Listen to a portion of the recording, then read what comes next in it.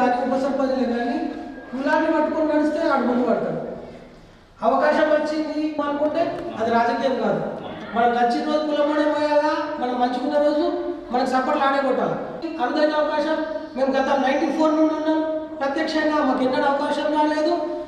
మొత్తం మేము కూర్చునే భాగ్యం మాకు రాలేదు, మీకు వచ్చింది. అది బాగా పెద్ద విషయం. అందులో మన వాళ్ళను కాపాడుతూ మీరు కాపాడుకుంటూ ఊళ్ళో ఓ కిరీ రోడ్డు పోషించాలా. ఎవరితో పెడతారో వాడు కన్సర్లో వాడు మిస్కాలు కొడితే మీరు బానిస కులాన్ని మనల్ని నెట్టినట్టు అవుతారు. ఒకటి ప్రత్యక్షంగా రాజకీయాల్లో వచ్చిరు, మన ప్రతాపం ఏదో చూపించాలా. గతంలో ఒక సర్పంచ్ చేసిండు, వీడికి వెళ్ళబడితే మదన్ పిల్ల దాకా మదన్ పిల్లవాడు తిరిగి కార్లో కూర్చుని తెలియజేసిండు. ఆ పరిస్థితి వద్దు. మనము అధికారానికి దూరంగా ఉన్నాం. అధికారం ఉంటే మన వాయిస్ ఎట్లుంటుందో ఒకసారి నిరూపించింది. మనమంటే ఏందో మన సత్తా చూపించింది. ఎవరికి నేను సస్పెండ్ ఎవ్వడు కనీసం నీ ఇంటికి కూడా వదిలించలేడు. సర్పంచ్కి ఒక గవర్నర్కి ఉన్న పరవారు ఉంటుంది. నువ్వేం చేసినా నీదే. కాకపోతే తప్పులు అనేకం జరుగుతూ ఉంటాయి. దాన్ని కాపాడేటోడు కూడా మన జాతోడే, మన వాళ్ళే ముందు కలిసి తిట్టే వాళ్ళు కూడా మన వాళ్ళే. అన్నీ ఉంటాయి. కానీ అల్లులోని శని ఉన్నాయి అన్నట్టు మనల్ని తింటాడు. దాన్ని పట్టించుకోవద్దు. ఆడు కుక్క కన్నం పెట్టాడు, వాడు ఏం చేస్తాడు, నేను మాట్లాడుతాడు. వాడు ఫోన్ మాట్లాడేది లోపల ఉన్న ఆఫీసులో అటెండర్ తెలియదు. ఏం చేసినా ఈ రోజు చేయాల్సిందే, మనం ముందుకు ఉండాల్సిందే. గతంలో మనకన్నా ముందున్న వాళ్ళు ఏం చేసినా ఎన్నుకున్నాం మేమైతే. ఇప్పుడు ఓపెన్ చెప్తున్నాం. నేను పోయి కూర్చుంటే కింద కూర్చుంటే పరిస్థితి ఉన్నాడు. మనం జనరల్గా ఒక కిలో పోస్ట్, కానీ తప్పదు. సమయం సందర్భం ఇవాళ నాకు వచ్చింది, మీకు వస్తుంది. మీకు మంచి అవకాశం వచ్చింది. బాబాసాహెబ్ కల్పించిన హక్కుల్లో మీరు ముందున్నారు. మా వాళ్ళు 40 సంవత్సరాల నుండి కీరోలు పోషిస్తున్నారు మాణిక్ బండలు. ఎన్నడూ కూడా అవకాశం రాలేదు. అధికారికంగా మా వాళ్ళు ఎవరు కూడా కూర్చోలేరు. అంటే మాకు కూడా మా పిల్లలు కూర్చుంటారన్న రేపు అవకాశం వస్తుంది మంచిది. కానీ మీకు మంచి అవకాశం వచ్చింది. మనల్ని మార్చినందుకు, మనల్ని డెవలప్ చేయడానికి ప్రతి ఒక్కరు మీ అంతవంతు కృషి చేయండి. ఈ అవకాశం ఇచ్చిన ప్రతి ఒక్కరికి ధన్యవాదాలు.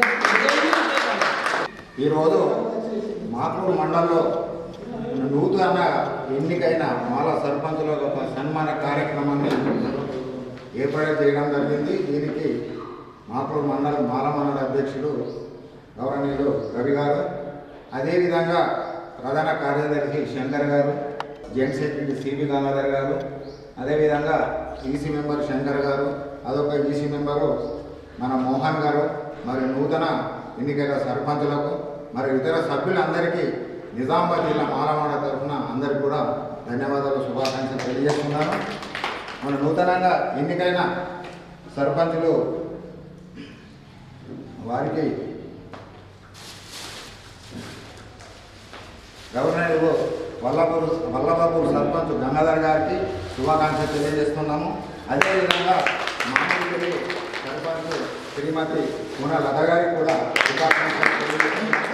అదేవిధంగా మాదాపూర్ సర్పంచ్ గౌరవనీయులు వేరే రవి గారు, ఉట్ముక్కుల సర్పంచ్ శ్రీమతి సువర్ణ గారికి కూడా శుభాకాంక్షలు తెలియజేస్తున్నాము. సుమన గారికి కూడా శుభాకాంక్షలు తెలియజేస్తున్నాము మాలమాడ తరఫున. అయితే నిజామాబాద్ జిల్లాలో 3 డివిజన్లో 3 విడతలుగా ఎలక్షన్లు జరిగిన మన అందరికీ తెలుసు.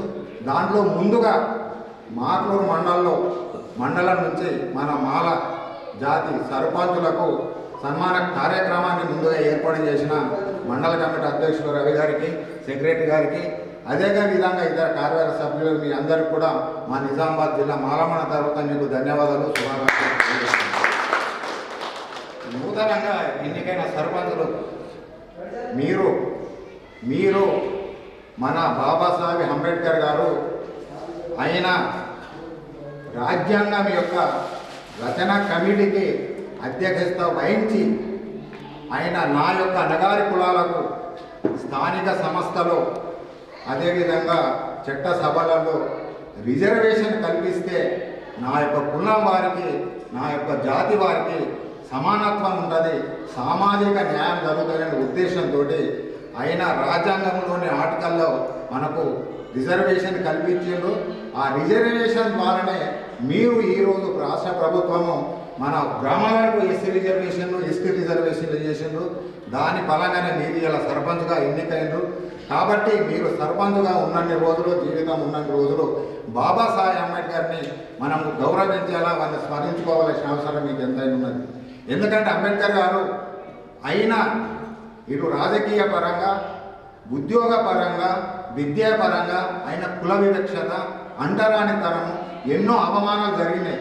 ఈ అవమానాలు జరగకూడదు అంటే నా అన్నగారి జాతి వారికి ఖచ్చితంగా వాళ్ళు కూడా సమాజంలో కూడా వాళ్ళకు కూడా రిజర్వేషన్ ఇవ్వాలి. వాళ్ళు రిజర్వేషన్ ఇస్తేనే వాళ్ళు రాజకీయ పరంగా స్థానిక సంస్థల రిజర్వేషన్ అంటే సర్పంచులకు, ఎంపీటీసీలకు, జడ్పీటీసీలకు, అదేవిధంగా చట్టసభలలో అంటే అసెంబ్లీలకు, అదేవిధంగా మన పార్లమెంటులో వీళ్ళకు ఈ రిజర్వేషన్ రాజకీయ పరంగా రిజర్వేషన్ ఇస్తే వాళ్ళు సమాజంలో కూడా ముందుండి నా జాతి వారు, నా కులం వారు ముందుంటారు, అన్ని విధాలుగా సమానత్వం పొందుతారనే ఉద్దేశంతో రిజర్వేషన్ కల్పించడం జరిగింది. అమ్మ అయితే మీరు ఇప్పుడు కొత్తగా అయిన సర్పంచులు మీరు ప్రత్యక్షంగా ఓటు ద్వారా ఎన్నుకోబడ్డారు.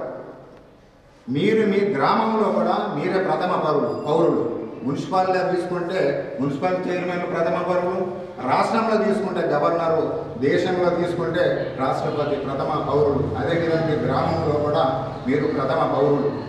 మీరు కమిట్మెంట్, డెడికేషన్, అంకిత భావంతో మీరు పనిచేయవలసిన అవసరం ఉన్నది.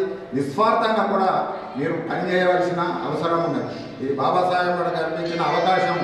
ఎంతోమంది మేము పనిచేస్తామని, ఎన్నో గ్రామాల వాళ్ళు కూడా మేము పనిచేస్తామని మాకు అవకాశము లోకకు ఎంతోమంది ఉన్నారు, కానీ మీకు అవకాశం కల్పించిందమ్మా. మీరు ఖచ్చితంగా మీకు కూడా ఖచ్చితంగా మీకు గ్రామాలలో ఉన్న ఓటర్స్కు, మీకు వేసిన వాళ్లకు, వేయని వాళ్లకు, మీ గ్రామాలలో ఉన్న అందరికీ కూడా మీరు సమానంగా చూడవలసిన అవసరం మీపైన ఎంతైనా ఉన్నది. ఇటు నా ఓటర్స్ అనే కాదు, ఇప్పుడు మీరు ఎన్నుకోబడ్డారు కాబట్టి గ్రామాల్లో ఉన్న ప్రజలందరూ మీ ప్రజలు, వాళ్ళ యొక్క మంచి చెడులు బాగోగులు చూసుకోవాల్సిన అవసరం మీపైన ఉంది. మీకు ఒక ఆఫీస్ ఉంటుంది, మీకు ఒక మన గ్రామ పాలనాధికారి ఉంటాడు, మీకు మన వార్డు మెంబర్లు ఉంటారు.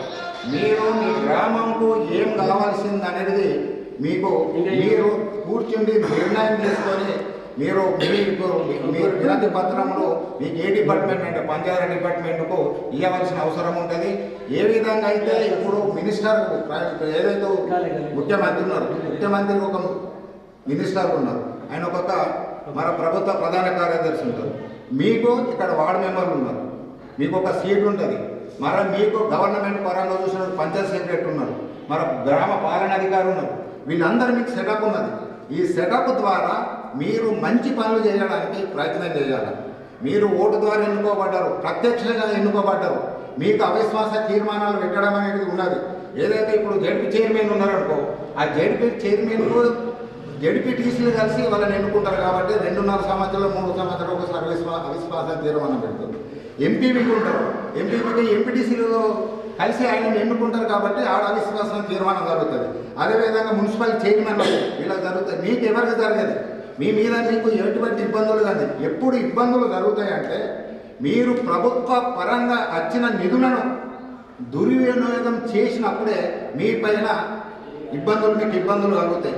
కాబట్టి అటువంటిది పరిస్థితులు తీసుకొచ్చుకోకుండా నిజామాబాద్ జిల్లాలో కూడా ఉన్న మాల కులంకు సంబంధించిన సర్పంచులందరూ మంచిగా పనిచేస్తున్నారు, అంకిత భావంతో పనిచేస్తున్నారు, నిస్వార్థంగా పనిచేస్తున్నారు, వాళ్ళ గ్రామాల అభివృద్ధి కొరకు పనిచేస్తున్నారు అనేది మీరు పేరు తీసుకురావాలని మేము జిల్లా మానమన్న తరఫున, అదే మండల మానమన్న తరఫున కోరుకుంటున్నాము. అదేవిధంగా మీ ఊళ్ళో దాదాపు 10 నుంచి 12 మంది డిపార్ట్మెంట్లు మీ ఊళ్ళో ఉంటాయి, గవర్నమెంట్కి సంబంధించిన డిపార్ట్మెంట్లు. ఆ గవర్నమెంట్కు సంబంధించిన డిపార్ట్మెంట్లు మీరు కోఆర్డినేట్ చేసుకోవాలి. మీ యొక్క పల్లె ప్రగతి సోపానం, పల్లె సోపానం అంటారు. ఇప్పుడు ఒక శాస్త్రం ఉన్నది, అదే పల్లె ప్రగతి మనకు రాష్ట్రంకు అదేవిధంగా దేశంకు కావాల్సింది. మీ దగ్గర ఒక 10-12 మంది డిపార్ట్మెంట్లు ఉంటారు మీ గ్రామ అభివృద్ధికి. మీ గ్రామంలో కావాల్సిన ఏముంటుంది? డ్రైనేజ్, రోడ్లు, కరెంటు, పరిశుభ్రత, పచ్చదనము, తర్వాత నల్లల ప్రాబ్లము, ఇటువంటి ప్రాబ్లమ్స్ ఉంటాయి. అటువంటిది మీరు సమీక్ష ఎంచుకొని మీరు దాని మీద దృష్టి పెట్టి మీ గ్రామాల్లో ఉన్న ప్రజలకు అటువంటి ఇబ్బందులు కలగకుండా చూడవలసిన అవసరం ఉంది. మీకు కొన్ని డిపార్ట్మెంట్లు చెప్తా. మీకు విద్యాపరంగా ఎడ్యుకేషన్ డిపార్ట్మెంట్, అక్కడ మీకు స్కూల్ ఉంటుంది.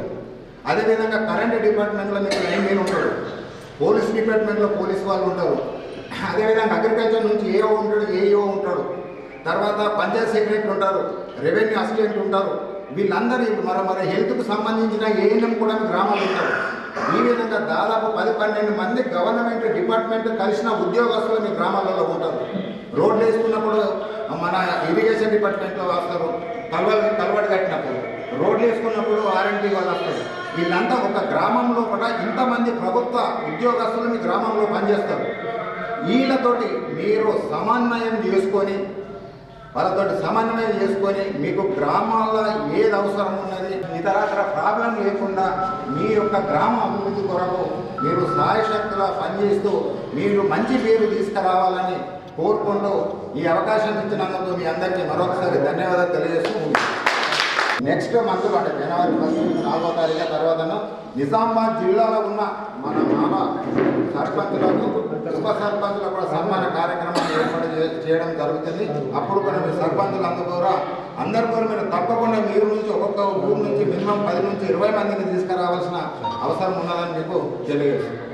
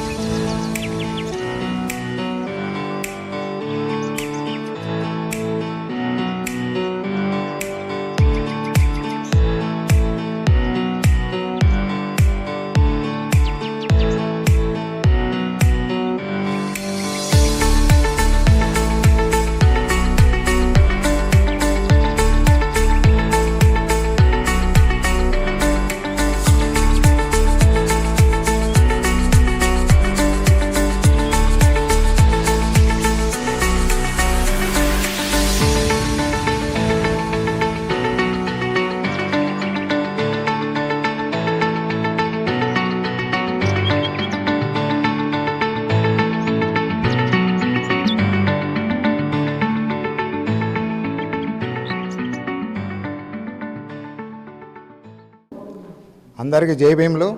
ఈరోజు మాక్లూరు మండల్ మాలమానాడి కమిటీ ఆధ్వర్యంలో మాక్లూరు మండల్లో నూతనంగా ఎన్నికైన మాల సర్పంచులకు సన్మాన కార్యక్రమము ఏర్పాటు చేయడం జరిగింది.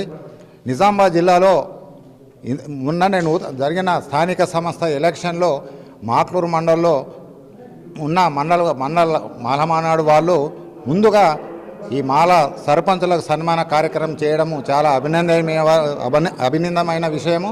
వీరికి నిజామాబాద్ జిల్లా మాలమానాడు తరఫున వారికి ధన్యవాదాలు, కృతజ్ఞత తెలియజేస్తున్నాము. అయితే ఈ నూతనంగా ఏర్పడిన సర్పంచులకు మా యొక్క నిజామాబాద్ జిల్లా మాలమానాడు తరఫున వారికి మాకు తెలిసిన సలహాలు సూచనలు ఇస్తున్నాము.